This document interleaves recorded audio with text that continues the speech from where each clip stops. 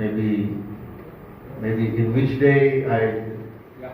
when I'm still here, no problem, anytime, No. as long as not at 2 a.m. in the morning. We will. Okay, so that's my suggestion. So we can develop the questionnaire later, yeah, that can be used and how to utilize it and how to make the report on that Sybase model, yeah, and how to convince the stakeholders, including the Sultan, His Eminence the Sultan, yeah, so he will also know, yeah, His Eminence may know about the impact of the program that has been launched and managed by SOZEA, Sokoto Zakat and Endowment Agency. Okay, next. Yeah, these five aspects that will be covered in today's presentation. Next. Yeah. So this model, okay, so I don't have to move to the right. So it means I have to move here. If I go up, no, so, okay. So this model, we name it as Cibes in Indonesian language or Cibes. Whatever you said, it's okay. It's acceptable. So it is the name of the study center in our university. We name it as Center of Islamic Business and Economic Studies model. So Cibes stand for this center. It is, Alhamdulillah, I can claim that it is the first methodological approach in the world to integrate material and spiritual dimensions, yeah, into a single measure of poverty and welfare. So this is the methodological, the first one to combine material and spiritual into a single measurement standard. And it can be used to evaluate the impact of poverty alleviation programs and to track genuine improvement in well-being. Because this must be answered, as I said to you earlier. We need to answer the question whether we are the right organization to deliver programs that can increase the welfare of the poor or not. How do we know that one? One way to find out is when we have a measurement standard that can elaborate this impact and present to you with some numbers that can be verified. So it's very important to convince the stakeholders. Yeah. That's why we try to develop the model, and we find that the conventional approach, for example, the conventional poverty lines, they never talk about the faith, dignity, and social trust, because these three sometimes accompany poverty. A poor people may not have strong iman, for example. Yeah. So that's why we have to capture that one and close the blind spot that is left by the conventional approach. And on the other hand, we also know that zakat and wakaf are meant to purify, purification. The original meaning of zakat, one of the meaning is to purify. So meaning that we have to search, develop an index, a measurement standard that can serve as a tool that can also observe this purification aspect. In other words, spiritual dimension. So that's why we come up with this one, and we have the quadrant. There are four types, yeah. Materially and spiritually okay. We call it as welfare or wealthy. Yeah. We have also a kind of people who's materially speaking, they are poor, but spiritually rich, or otherwise, spiritually poor, but materially rich. And we also have the absolute poor, which is spiritually and materially poor. So based on this, then we construct the Cybers model. Next. Next slide. Yeah. Since it was officially introduced in 2015, the model has been progressively institutionalized by Basnas, our National Board of Zakat, as the core instrument in its Zakat Impact Assessment Survey from 2016 to 2025. So Alhamdulillah, for example, these are the example. Yeah. The number 47,279 mustahik can be lifted out of poverty in 2023. Yeah. How do we know? Because of the survey, because of the usage of that model.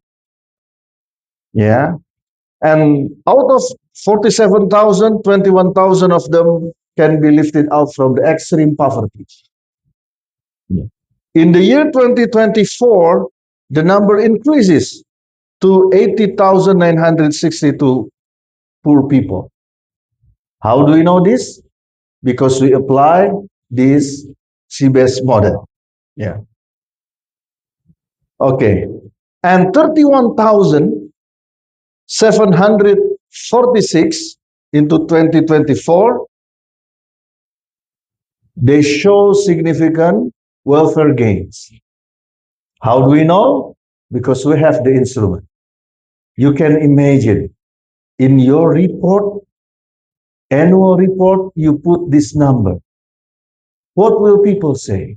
They will say, wow, your institutions is able to remove certain percentage of the poor, of the mustahik, yeah, to become muzaki. That is excellent things. Next. And also it has been adopted in the National Wakaf Index of Indonesia, which was launched by the Indonesia Wakaf Board. Yeah, even this is just an example, in every state or province, this is the top 5 province that perform excellent impact in terms of Wakaf program. So if somebody comes to us, somebody comes to me, I would like to know which province that I have to visit in order to see the most impactful program of Wakaf. So I can answer based on the CBS model result. Yeah. To Banten, to Riau, for example. Yeah. Maybe if you're visiting Indonesia again, I can suggest you to go to Riau, for example, to see the impact of Wakaf program that has lifted out people from poverty, including the extreme poverty. Okay, next. Yeah. Aceh there. Yes. Aceh is one of the. Yeah. Aceh. Aceh can also be an example because Aceh has demonstrated good performance. Yeah. In certain Wakaf project. So when we are able to measure the two values together, material and spiritual value, it will strengthen our campaign. And also it will affect our policy formulation on how to utilize the instrument of zakat and wakaf. Yeah. So this to us turn zakat and wakaf into instrument of holistic human development.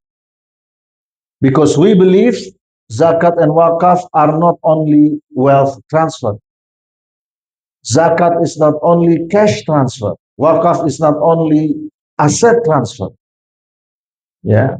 but it is beyond that one, that it creates the true holistic human being, which is spiritually rich and materially rich. Yeah. So that's why we try to combine the two. And, you know, in this material and spiritual value, yeah, one thing you just need to keep in mind that material value is always related with, yeah, the household income and spending measured against a defined poverty line. So when we talk about material value, which means the material poverty line, you have to remember that you need to set up an instrument which is called poverty line. And usually every country has that one, including Nigeria. Nigeria has its own statistic agency and it has its own national poverty line and also state poverty line and also city poverty line. Are we going to adopt that one? It's up to us. It's up to us. Or we want to develop another instrument, like in Basnas, we develop the Had Kifaya standard.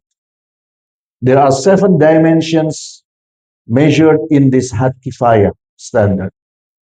The fulfillment of several basic needs like food, yeah, clothes, shelter or housing, and then education, health, yeah, and then transportation and worship or ibadah. So there are 7 dimensions measured in the Had Kifaya standard, and then you did survey on these 7 dimensions, so you can come up with a number. How much is the naira for Had Kifaya standard? You can also do that. Okay. And for spiritual value, we talk about the core religious obligations. And in this core religious obligation, at least we will need a certain variables that can reflect. If these variables are not fulfilled, then they are automatically spiritually poor. Remember one thing, we are not measuring the level of taqwa. Why? Because only Allah knows. We never know whether we are among the muttaqin or not, but only Allah knows. But we will know whether a person automatically spiritually poor or not. For example, if somebody does not perform asar prayer intentionally, is he automatically spiritually poor? Yes. Yes, of course. Because he is against Allah intentionally. He doesn't perform Salatul Asr. We don't want to produce the mustahik that become muzaki, yeah, whose commitment to perform salah is minimum.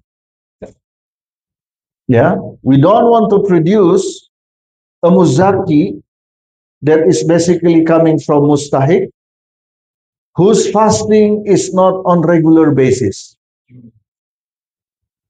He is fasting according to his will.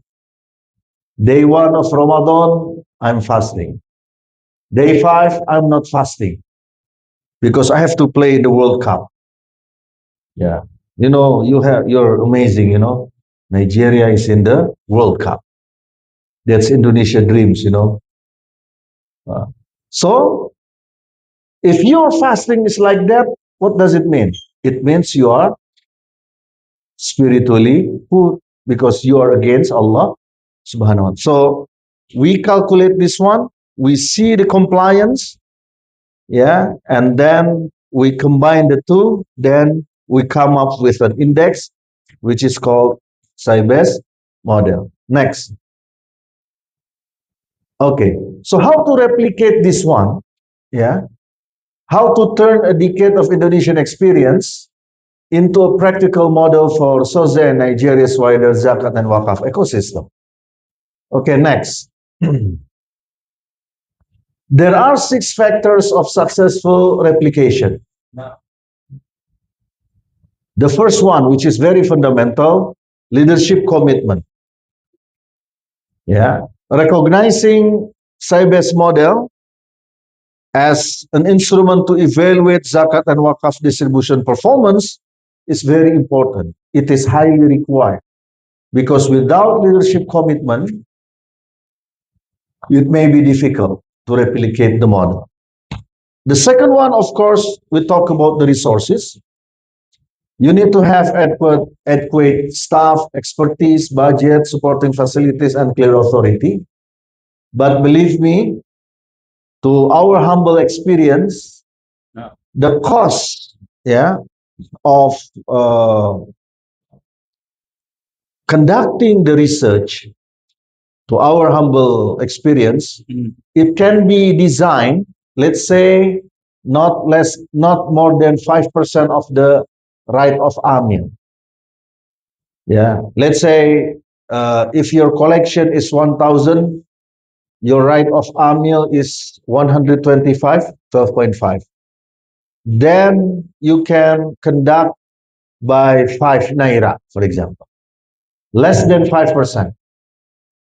And of course, it will be depending upon the size of samples. If you want to do census, it means you evaluate all mustahik. But if it requires a huge resources, at least you can do sampling process.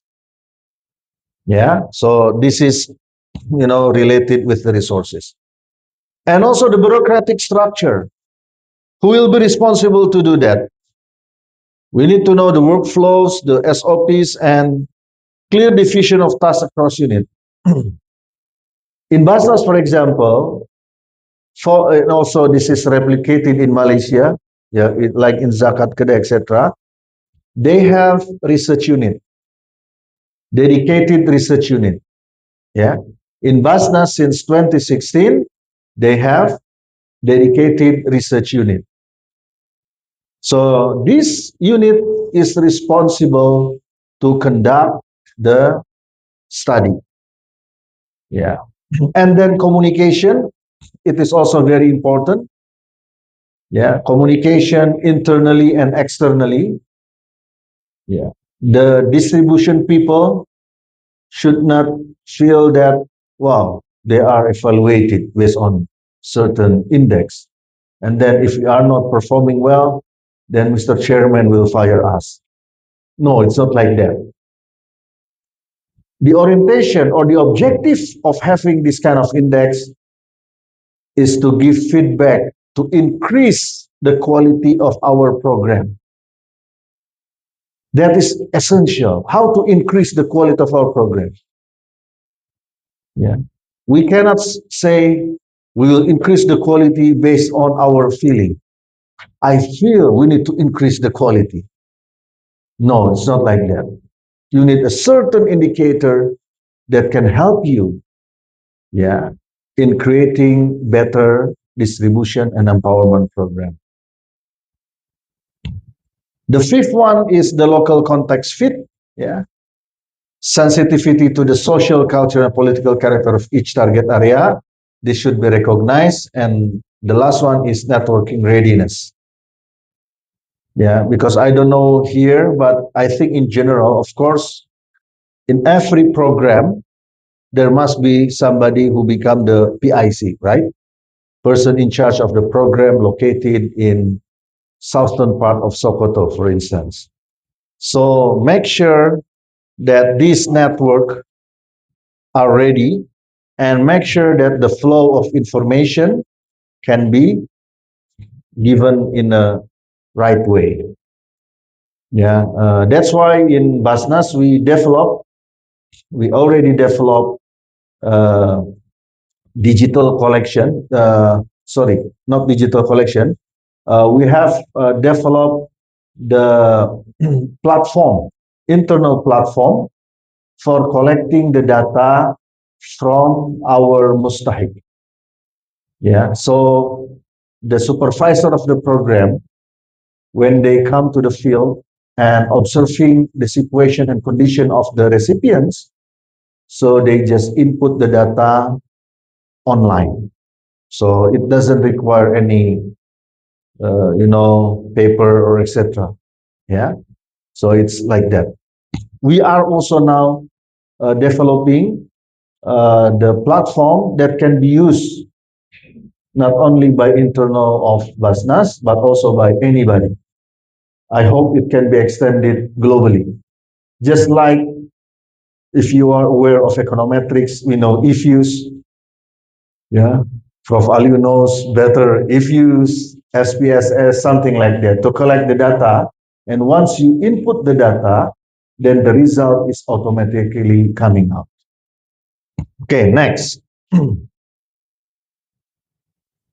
Yeah, this is the explanation on what I have explained. So we can just skip this one.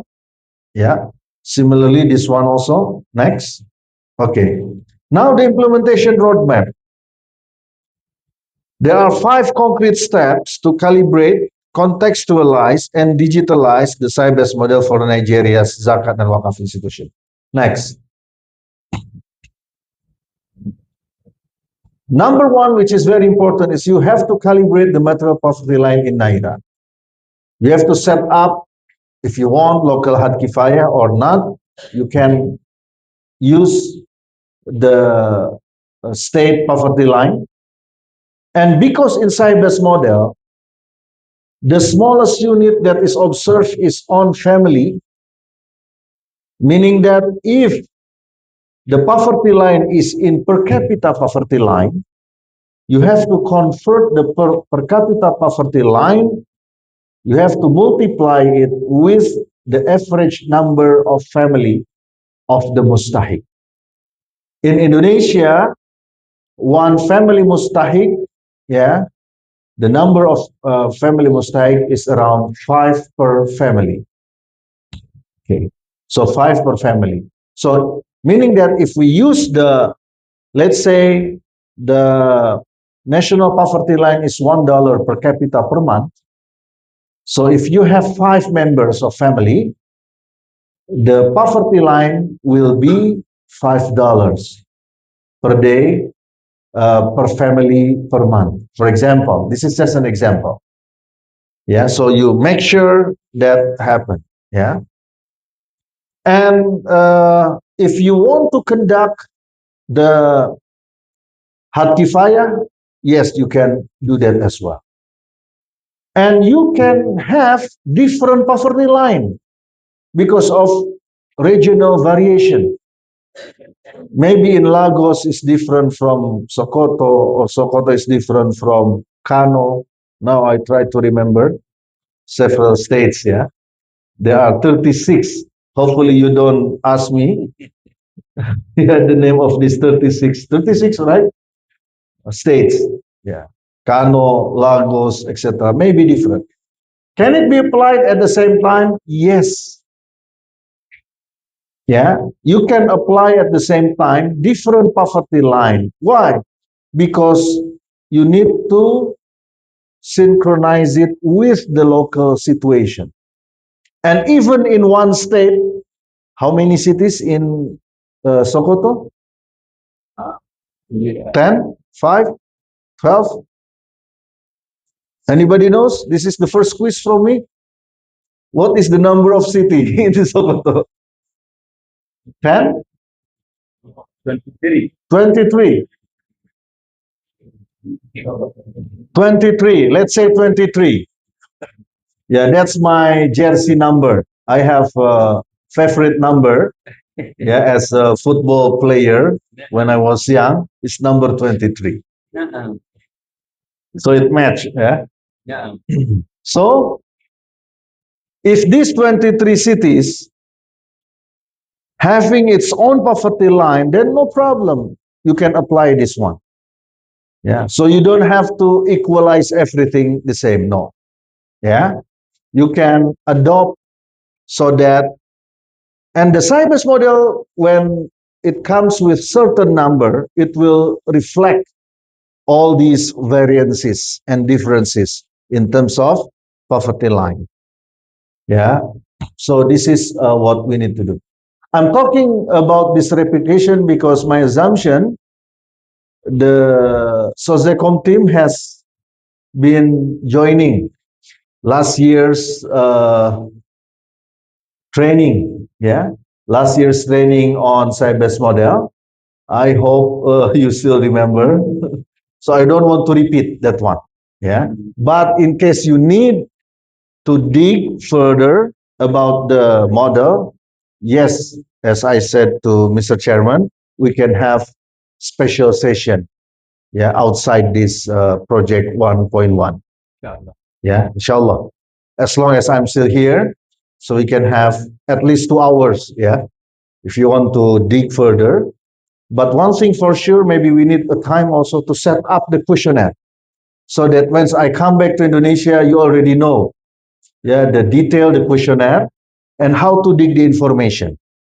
We can discuss it, yeah, and how we can come up with numbers, etc. So that I suggest at the end of this year, in the last quarter, let's say September to November, you do some research, yeah, you collect the data. From Indonesia, I can guide you. You collect the data and how you calculate the data, and then you can write down your report on that one. Yeah. So maybe that would be the first report, yeah, in African continent. I'm also, I'm more than happy to help you for this one. Yeah. So this is what I can offer to you. Yeah. So let's say if you want, at the end of this year, then you can have a report, maybe published in January 2027, about the report on the impact of your program towards the Mustahik and Mawkuf Alay, yeah, in Sokoto State. And every year you calculate that one. Yeah, like in Basnas, they now we calculate from hundreds of thousands of Mustahik all over Indonesia. Yeah. So all over Sokoto and other state, you can also apply the same. Yeah. So we can have time. Yeah. Other than this session. Okay. Next slide. Okay. And then you can also contextualize the spiritual poverty indicators. For example, in our Cybers model, there are three indicators. The first one is on the worship, core worship. It has three variables in it. Yeah, like fasting and then pray and also sharing in the beginning. Yeah, in my first session, that the criteria of piousness or taqwa is wa mimma razaqnahum yunfikun. Alladzina yunfikuna fis sarra'i wad dharra. Meaning that you love to share, either you are in easiness condition or you are in hardship situation. You always share because it reflects the quality of iman. So that mentality must also be incorporated in the empowerment program of the Mustahik. Okay. And the third one, sorry, that's the first one. The second one is on family, the unity of family, the quality of family, whether the family is broke or not, etc. Then you need to calculate that one. And the third one on the government policy. So you can contextualize, for example, whether the government policy is significant or not here. Maybe different localities will require different analysis. For example, I don't know, in the northern part, the most number of Muslim, where is it? In northern part or in the southern part of Nigeria? Northern part. Maybe northern part, government policy is favorable, but in the southern part, maybe the government policy is not suitable. Yeah. So it means that you can put the government policy variable for the northern part case, but not for the, sorry, for the southern part. But for the northern part, you don't have to put for the government because the government will never against the Muslim. Is it correct? In the northern part, no government will act that will, create harmful impact towards the Muslims. Is it correct?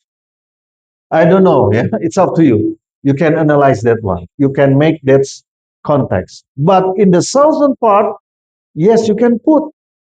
If you think that the government may create a policy that will reduce the spirituality conditions of the Muslims there, like why it come up, why in our original Cybers model it becomes one of the variable because when we created the index at that time, there was an accident, there was occasion in the Muslim minority city in Indonesia. Indonesia, 87% is Muslim, but we still have Muslim minority province and Muslim minority cities. In this Muslim minority city, one high school girl, she was not allowed to wear hijab, while it is mandatory for her to wear hijab. So what will happen? If a person is not allowed to wear hijab, what will happen to her taqwa level? If this is done systematically, then the quality of taqwa may be reduced because they are not able to perform their religious obligation, yeah, freely, yeah, independently. So that's why we put that as part of the index value. Okay. Next, you can have also map implementation by region, north and south. Kano is in north, right? Lagos is in south? Correct. Okay, so it means, geographically speaking, I passed the examination on Nigeria because I'm thinking hard. Yeah, whether Lagos is in north or in south. Yeah. Yeah. Maybe it has different, situation, different context, different setting on the communities, different classes of Muzaki. Maybe in one state is richer than the other state. Yeah, it can be like that. So you need to map the implementation by region. Yeah. And in the northern state, for example, when you are living in the most in the Muslim populous state, yeah, maybe you can request the government to include, yeah, the data that you are collecting to be integrated in the state data. Because sometimes what we are doing as zakat and wakaf institution sometimes is not recognized by the government. Although we are working on the same target, same poor target. Yeah. So this require, advocacy level, for example. Yeah. So yes, you can do this one in order to create or to construct the most appropriate replication strategy based on the characteristics of each geographical differences. Yeah. For each state, you may have different scenario for the replication strategy. Next, And of course, digitalization is very important. For calculation, Excel is sufficient. Yeah, for calculation, as long as the number of data inputted is not more than 100,000. Excel is sufficient. Yeah, because it's easy. One thing that you have to be careful is when you input the data.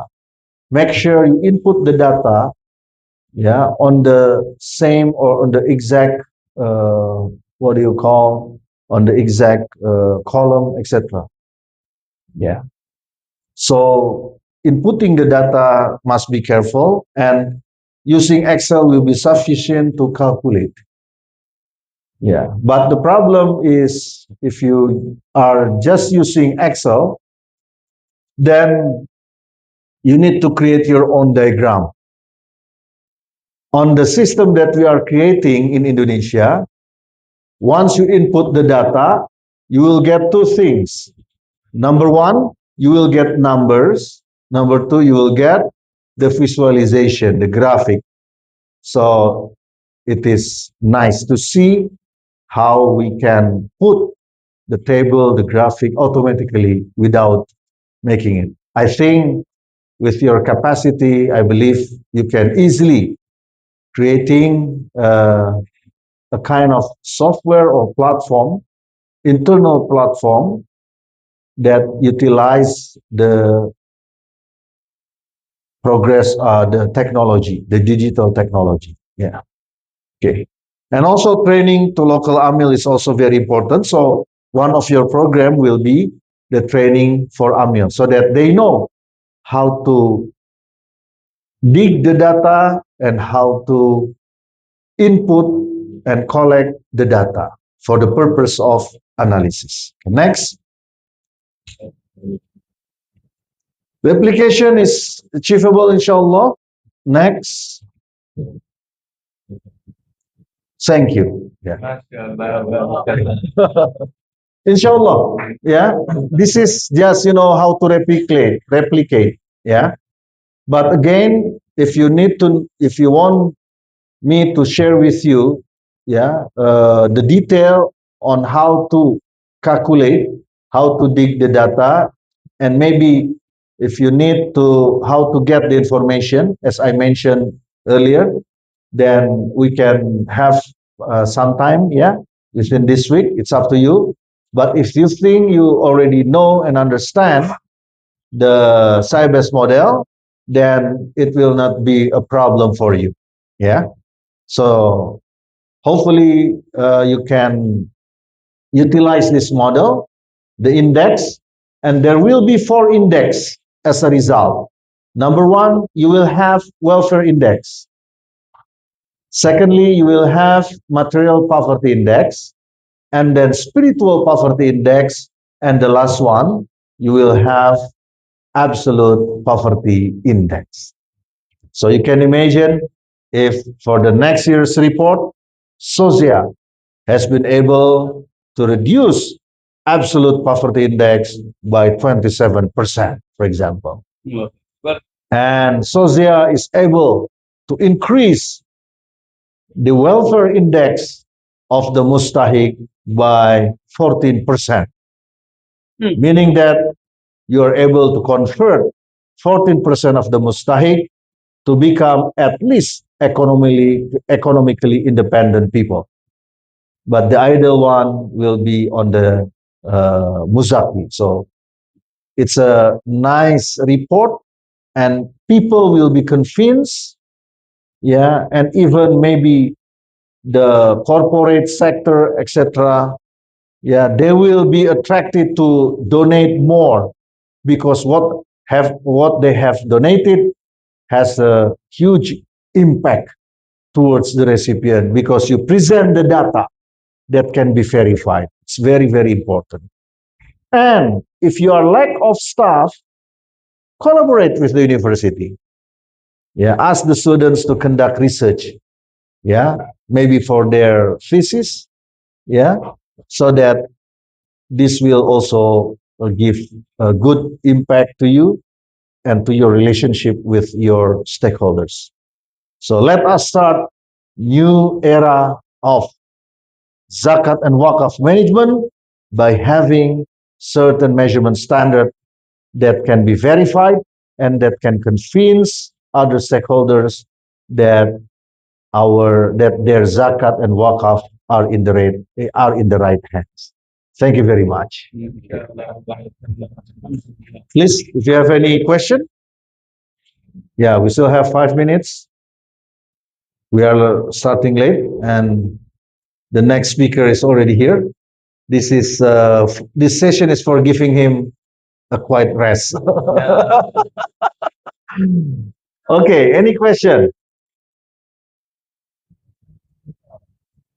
If not, then profile you.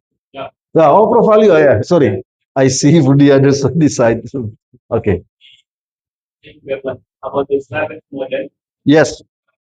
in Indonesia, we learned a lot about the Islamic model. Mm. But I think it's good that you make again that you are willing to provide some additional information on how to calculate Yes. Yes. that model. So I want to suggest perhaps so there to nominate three tasks who are good in analysis or analytics, so that myself and Professor and the three other persons possibly, we can deliberate, we can have the differentiation, closely look at this. For his guide us, so that from there we put a strategy on how to start from social. Yeah. Or if any other organization here when we come in the next 2, 3 days, others that will join us and we are able to share the knowledge because we have learned from you. Okay. We share it again, and then we see how the next year, like you mentioned, if we can all come in our report to present the service model in our annual. Yes. This is my suggestion to you and perhaps to the executive chair. Yeah. I'm more than happy.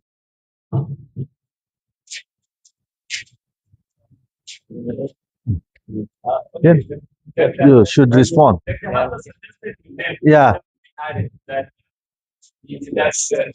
Uh, maybe 3, 4, 5. It's up to the chairman. This model is formulated by brother Professor Ibrahim Fan and his wife. But the wife is not here today, but I think we have, honestly asking to come along with her so that he plays his part and she plays her part. I thought the sister will ask him out of this which one plays like his wife and which one plays like him. So he has also told us a lesson that we can collaborate with our wife and children to come up with something good for the world. Inshallah, what I'm trying to look into. That's why I still have itinerary that of the brother Hani and others trying to find out how to create a ticket, which I intend at the end to ask those who will be interested because by tomorrow the Sudeco session ends and the new people are coming from all over the country, Nigeria, and the same resource persons are going to engage them until the arrival of Professor Manila, Medicine and Risk Leader. They will come and train in later inshallah. Now, we will discuss about that and then we create time and vision for that extensive, question from the subject matter. So, we'll put it together for the end here and do it because definitely it cannot be tomorrow and it may not be next tomorrow from morning to let's say maybe 12. Then any time after that we can create. But I'm trying to look at their other schedules because there are other schedules they have in the university. And we will look into that and see what we can do.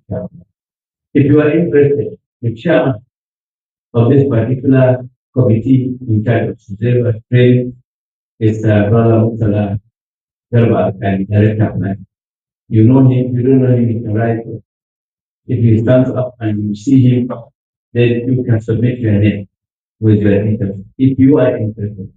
I advise those in academic field in accounting and those who can, who have minds that they can comprehend the system to please do that.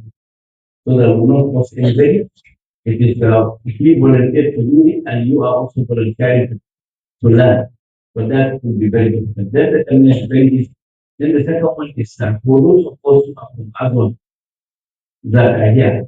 Maybe what Professor Ali will do also because of the issue of the national outcome. Then he has to also mobilize some of the that idea. And some are also going to come and meet us tomorrow. Tomorrow, the other members across the country are arriving. So maybe I will form a separate class somewhere, and then we allow a part and those brothers and sisters to go deeper into the silent model here. And we want to appreciate him that anytime they have the winter program in Indonesia, they allow us to send someone and they take care of it. Our only responsibility is to provide the care. I am yet to get those who will go, how you work before we finally got the visa. So it's still happening in Nigeria because it's not the fault of Indonesia, it's the fault of Nigeria. Because the Nigeria did not sign one document that for the past 3 years of Nigerian side have not signed that. So it's only some of us who have the official passport that are given visa at the embassy here. Otherwise, any visa from Indonesia has to come on what they call valid visa, except here if you have not traveled and you have an official passport. Therefore, we couldn't get anybody to go, the best of my knowledge from Sunday from here. But alhamdulillah, some of them have joined. They were online. I They see. have joined online. So what remains the physical, when the time comes, probably we may succeed. But if we couldn't, then we still maintain our online Yeah. participation. But inshallah, next year, I think we put it in the plan and we get to get all the visa early. Yes. And inshallah, we come down as soon as the program starts. How I wish many of us will attend the winter with us. It's a very nice program. I witnessed part of it and I tried doing it online and it's really helpful and beneficial. Allah make it easy for us. So put down the name with brother, inshallah, and we'll communicate to you date and time that we are going to meet with brother part and then see that what. Thank you. Okay, brother Dr. Hamza, ngomong. Oh, okay. You just okay. So inshallah, within this week, at the for me, I have no other program except what has been given by him. I will be around, no problem. No worry. Yeah? Okay, so I think that's all for my presentation, and I hope this year at least you can start. Yeah, in the last quarter this year, maybe 200 or 150, whatever the number of mosaic. But let's start it. Come up with a number, so inshallah people's participation will increase in donating zakat and wakaf. Thank you very much once again. Assalamualaikum warahmatullahi wabarakatuh. That's it. Monggo deh, monggo deh. Terima kasih. Yeah, Allah, sure. Alhamdulillah. Yeah, I have another work. I have another work. You are the one Oh yeah, this one. I forgot.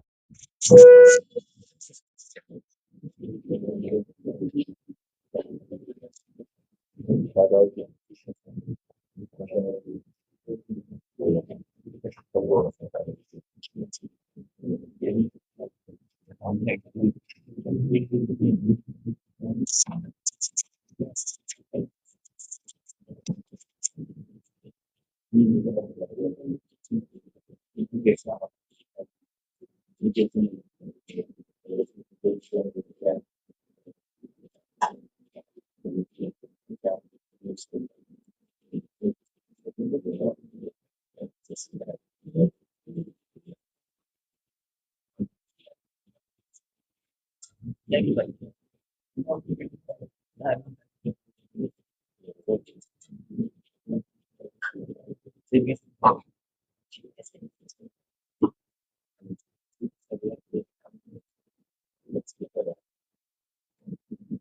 right, Assalamu alaikum, and good evening now.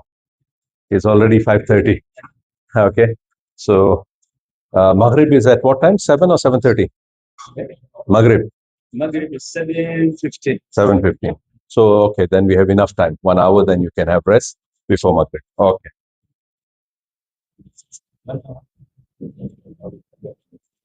Oh. So how is everybody? Alhamdulillah. Everybody is okay? Still can understand? Information overload? Huh? Too much information? No. No? Okay. So I think the only way you can prove that the information is not overload is by asking a lot of questions. That shows that you are still listening and you're still understanding. Otherwise, we are sitting like robots here and like watching TV, and then soon you will change channel and I'll be out. So ask a lot of questions. Okay. So in today's session, I know maybe my way of conducting is a little bit unorthodox. It doesn't follow a university lecture of table of content and then go through one and one. Mine is more of a storytelling style, and I put in a lot of experience because I come from the practitioner side, not from the academic. So I put in a lot of experience. And when you talk about experience, it's always, something happened, you have to do something to solve it. Okay. There is no textbook 1, 2, 3. It's always 5, 6, 10, 15, 100. You just move around until you solve the problem. Okay. So I look at legal issues, I look at accounting issues, I look at IT issues within the zakat and wakaf space. Right. So it's kind of all over, So, but Alhamdulillah, I guess this is a different approach to experience. Okay. Multifaceted. It's called multifaceted experience. All right. So we were talking about when we stopped about the fintech industry, and I was showing you the Malaysian fintech industry and comparing it to some extent the Nigerian fintech, and trying to reinforce that idea that if Wakaf, Zakat, and the social finance does not adopt to the latest technologies, we will be outdated in no time. Also, the future generations, their dependency on technology is ultimate, is very high. If we do not cater our services based on their understanding and their acceptance, we will be outdated. Okay. So I think before that happens, we need to strategize, we need to plan, we need to have a roadmap, a journey, because this is not something you do overnight, because it is bound to fail if you do overnight. Today, we put all the latest technology. We wouldn't know, our people wouldn't know how to operate it and to manage it. So it is a gradual, it's a journey. So we need to plan for that journey over the next 3 years. And this session is part of that journey to create awareness and to understand that there is a problem which we need to solve soon. Okay. So, one of the second exercise that I got you to do was motivation, external and internal motivations. But have you realized in life when the situation is facing him what to do? Because he was in a shock. In our social finance is poor, is actually forward and simple for the basic people to understand. Right? If you're going to make it into theory, into, technical and all that, you will lose people in the translation. So communication is very, very important. Okay. Now, I want to again maybe start off with that demonstration of an exercise on communication before we finish off with this last session. Now, communication is key, but communication, there are two things that happen in a communication.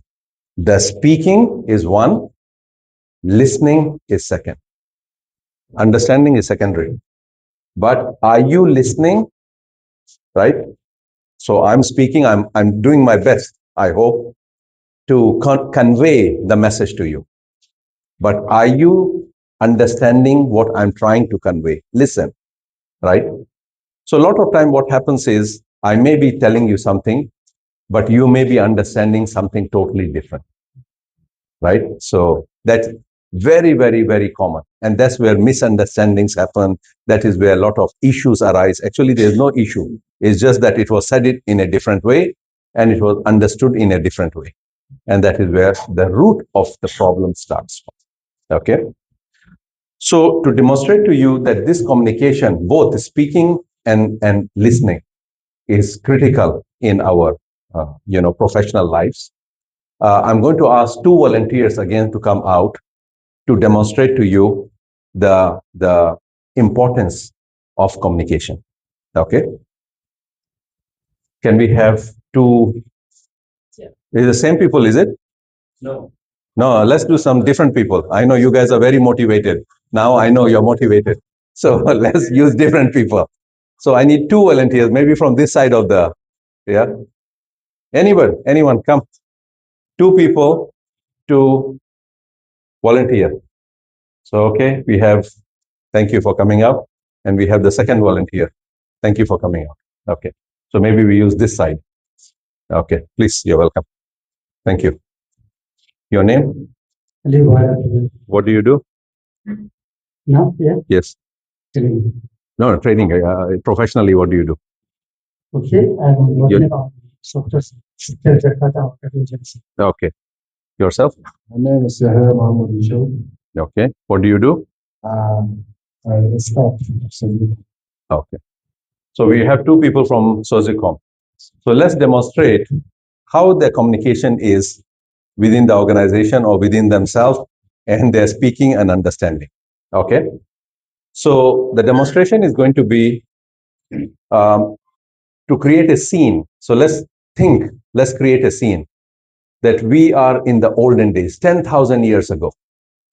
All of us, or not all, both of them, we have not even invented clothes. So they're wearing grass up and down. They have some grass they're wearing.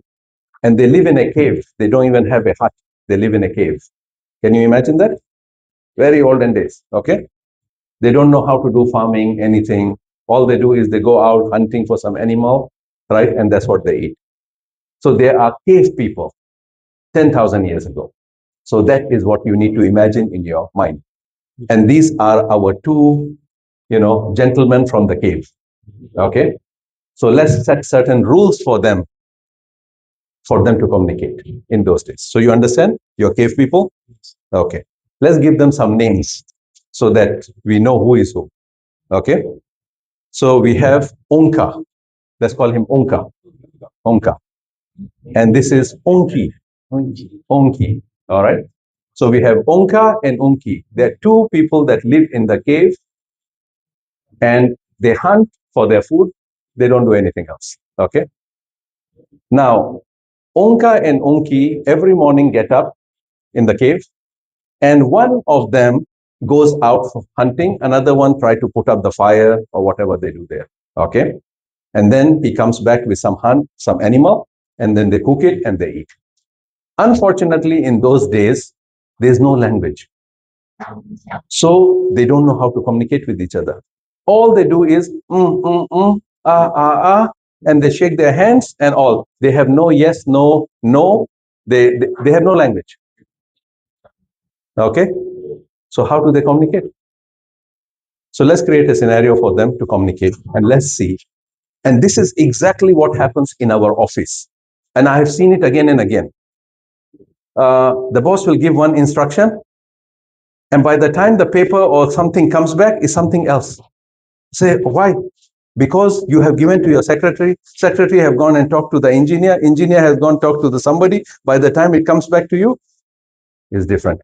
I didn't ask for this. I want something else. Right? Okay. So let's send who is more active here. Maybe you guys can tell. Who is more active? I think Omkar looks more active. Oh, you also, all of us. Okay. All right. So we are going to send Omkar out today to go and do hunting. Okay. And Onki is going to set the fire, and Onki will be, cleaning up the place. And okay, so Onka, now can you go out of the room? Just no. So just go a little bit far away until maybe the reception. Okay, I or somebody will come to get you in. So I don't want you to listen to what Onki is going to do now. Okay, all right. So Onka is gone. Okay, so now he has gone for hunting. Okay, he's hunting, and we have Onki here alone in the cave with me. Yeah. So now Onki today, for the first time, she decided that, or he decided that instead of putting the fire on this, for the first time, he wants to go out and roam around because he hasn't seen the world. He hasn't seen what is around the cave. So he wants to explore for the first time because those days, people are scared. Some animal will attack them. So, but today, very adventurous day. So you are going to go out and explore. Okay. So the exploration is you had an experience when you go out. The experience is, I'll tell you that experience. And you will have to convey to Onka when he comes back to the cave because you're very happy and excited today. So you are going to explain this to them, but no language. Remember, you have no language. You have to explain. Yeah? Okay. No language, no sound. You can make sounds, but no talking, no words. Okay. So the experience they had, so Onki came out, so you came out of the cave. You went very far walking. You climbed the hill. Okay, you climbed the hill and you crossed the river. And there you found a restaurant selling suya. And you ate the suya, you're very happy. Now you have come back to the cave. You're very happy. Now when he comes, you have to explain to him that you have gone walking far, you have climbed the hill, you have crossed the river, and you have tasted suya. Okay, you have to explain this to him. Okay, can you go? Can somebody go and bring in Onka? Okay, now you see how the communication. This is what happened in the office. Every day I see this. People don't know how to communicate. They don't listen and they don't say it correctly. Okay, so okay, all right. Welcome back, Onka. Welcome back. Okay, so you are now back in your cave. This is our cave. So I want to explain to you, come here. I want to explain to you, when you were gone, Onki had some experience. He wants to explain to you because this was very unique. He has never done this, never experienced this before. He's very excited, very happy today. He's going to explain to you, and you have to say it in words, what you understand, and tell us, and the team will tell you yes or no. So everybody can say only yes or no. You don't explain, okay? Don't give hints. Okay, so you come here. All right. So please explain to him what you experienced today.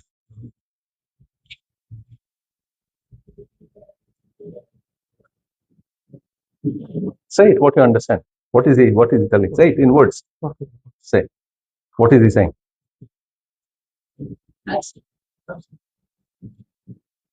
No, you say it. You use the language. He cannot talk. You can talk. Okay? You talk. Yes.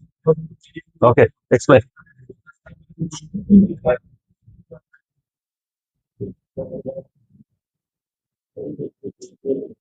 What is he saying? So now what I understand is asking me when I went out. Okay. What I got from here. That is an animal police. Okay. So what is now? Okay. Explain to him more. Tell him more. No, totally wrong. Explain. No. Through sign. Yeah.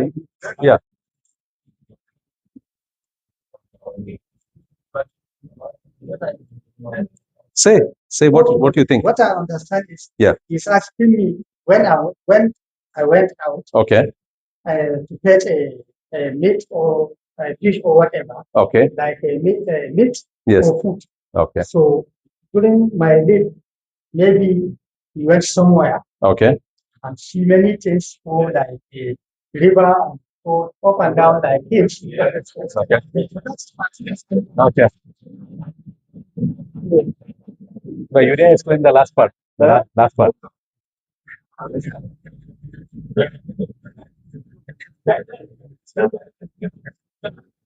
Okay. So now what I understand is during my leave, said maybe so animals or meat Okay. or something like what to eat. Okay. All right. So everybody happy with that? Yeah. Okay. Thank you very much for your time. Okay. Thank you. Thank you, Papa. Okay. So what do you think? This is what happens, right? Lost in translation. He had totally different. So Unka, you know what he was trying to tell you? Unka, you know what he was trying to tell you? He was telling he went out of the cave, he walked very far, he climbed the hill, he crossed the river, and then he found a suya seller and he ate suya. That is why he was happy.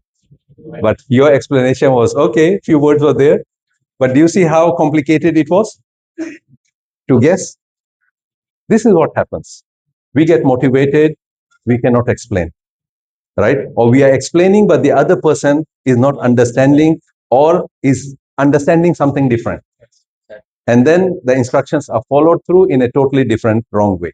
The outcome is wrong. So this is what happens. Communication.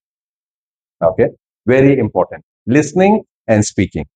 So a lot of time you have to re-emphasize, communicate again and again and again, give examples, right? And only then, and ask the person, what did you understand? Can you explain to me? Right? Then only you say, okay, we have conveyed the message correctly. Right? Okay. So why I'm bringing these examples in between, right?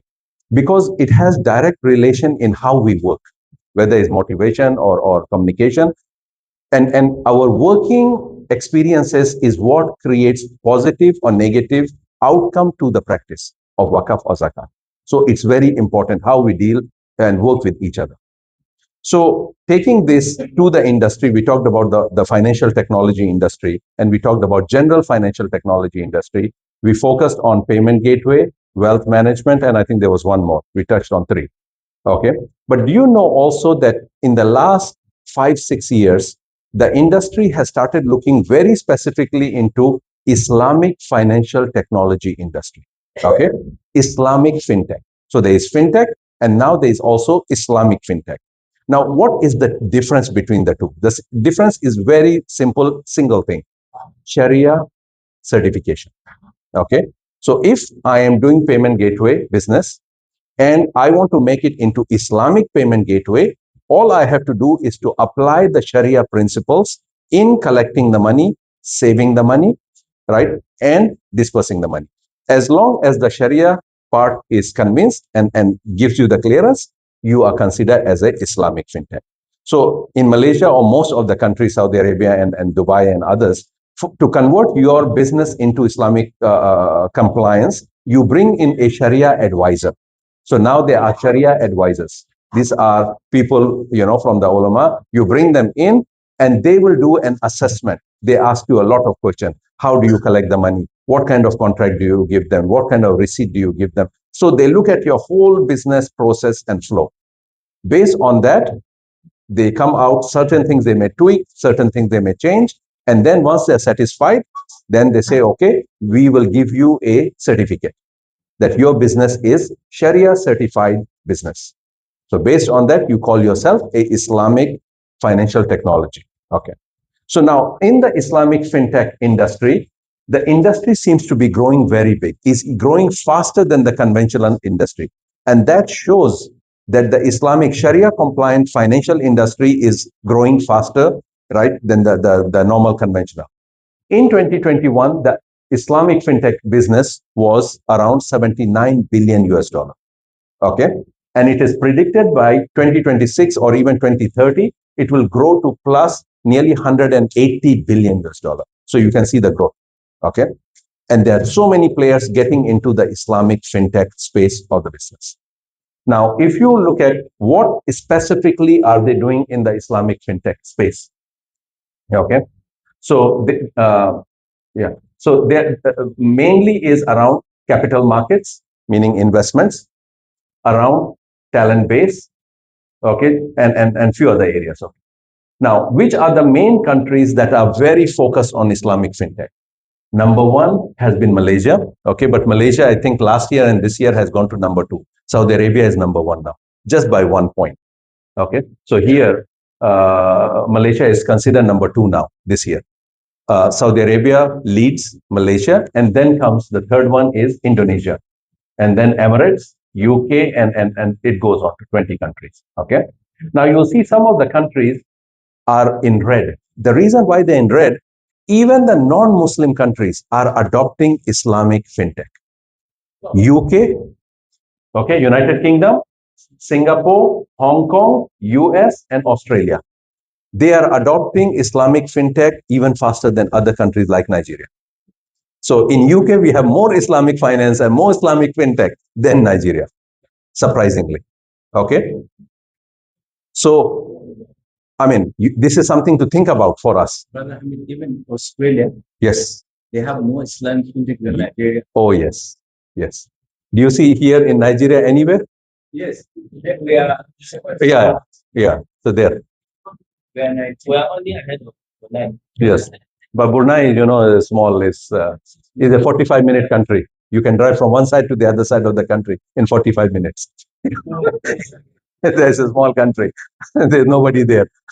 But very Right? Because they have oil. So small oil, but share with less people. Of course, everybody is rich. Yeah.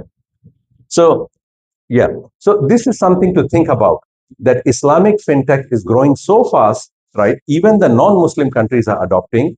And we, within the Waqf and Zakat, in the social finance, are not talking to these guys.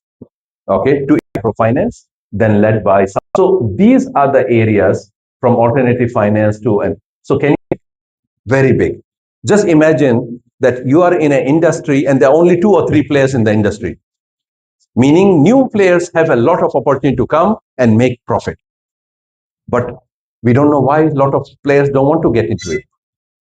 So social finance has a lot of opportunity in Islamic social finance.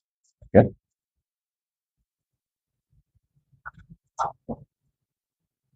So I put a note there, the same thing, but I put a note there, Zakat Tech and Waqf Tech. We are calling it the Zakat and Waqf Tech. And these are one of the fastest growing with the most opportunity in there. So if anybody wants to be an entrepreneur in the Islamic finance, please get into this space. This is where the money is. And this is where the opportunity is. Zakat Tech and Waqf Tech, meaning technology for collecting zakat, managing zakat, dispersing zakat. That's where opportunity is. And the same thing for Waqf. Collecting Waqf, managing Waqf, dispersing the profits from the Waqf. Okay, so this is global survey, and this is not done by me. This comes from, there are 2 reports that get published every year. One is IFN, Islamic Finance Network, UK and Kuala Lumpur. Every year the report. This is from the report. The second one is called Salam Gateway from Dubai. So Salam Gateway have the same conclusion, that this is the industry, how the industry is moving. And they have every year, they publish the report. And the report is free. You can go on the internet and look for Islamic fintech, Islamic financial technology, Islamic fintech report. You can see the 2022, 3, 4, 5, 6, every year the report is published.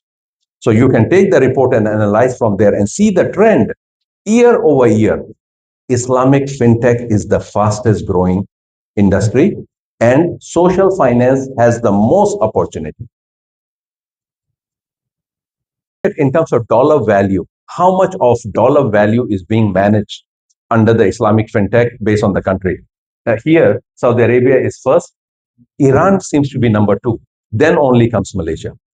Okay, so Iran always gets left behind because of the Shia mazhab.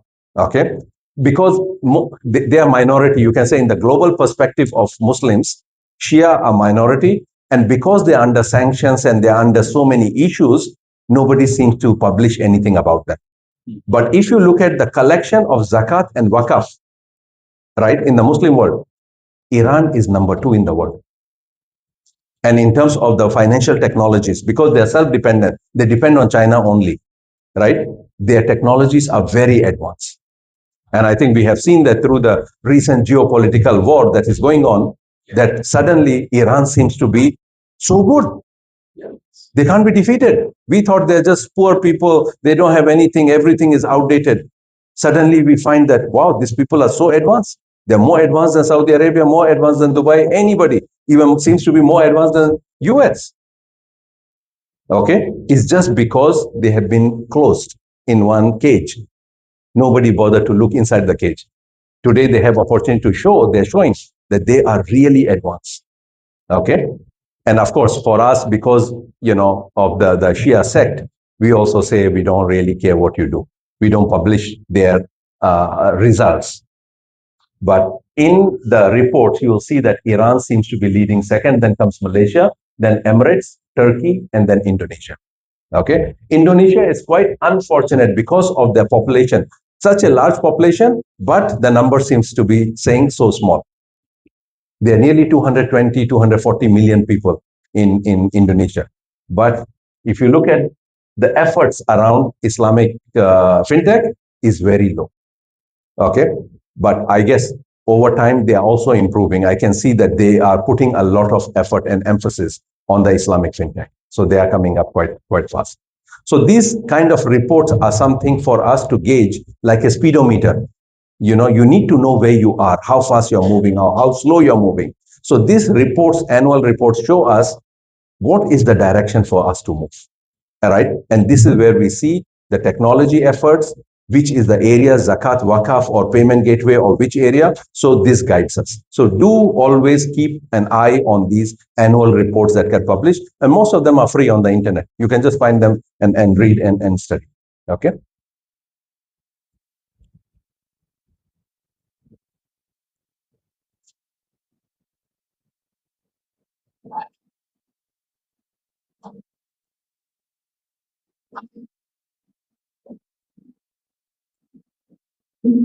So let's put what we have learned into perspectives by case studies. Okay, because very nice to talk about theory and politics and Unka and